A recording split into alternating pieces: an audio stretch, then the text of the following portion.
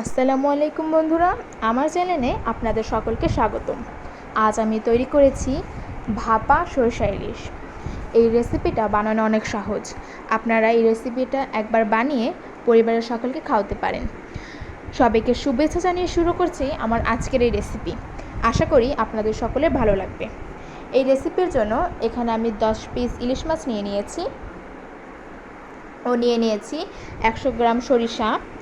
এই সরিষাগুলোকে এখন পাটায় বেটে নিতে হবে এবং বেটে ভালোভাবে ছেঁকে নিতে হবে। এরপর নিয়ে নিয়েছি একটা বক্স। এই বক্সের মধ্যে আমি ইলিশ মাছগুলোকে দিয়ে দিচ্ছি।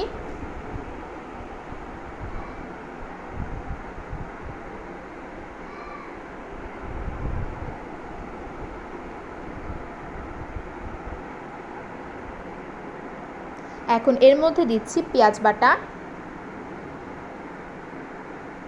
দিয়ে দিচ্ছি 1 চা চামচ জিরা বাটা, 1 চা চামচ হলুদের গুঁড়ো, দিয়ে দিচ্ছি 1.5 চা চামচ মরিচের গুঁড়ো,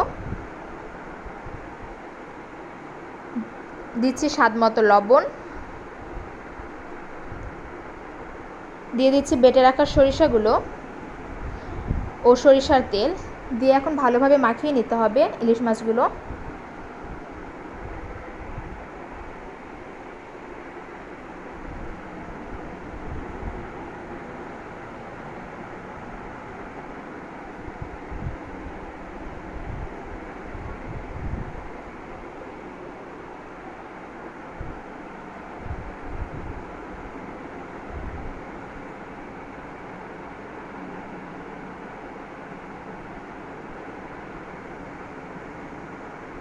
মাখানো হয়ে গেলে এর উপর দিয়ে আরেকটু সরিষার তেল দিয়ে দেব।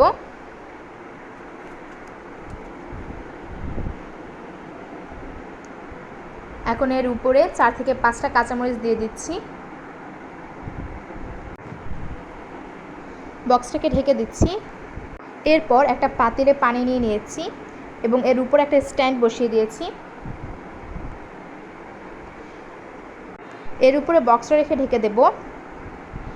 মিডিয়াম আঁচে 15 থেকে 20 মিনিট রান্না করে নিতে হবে।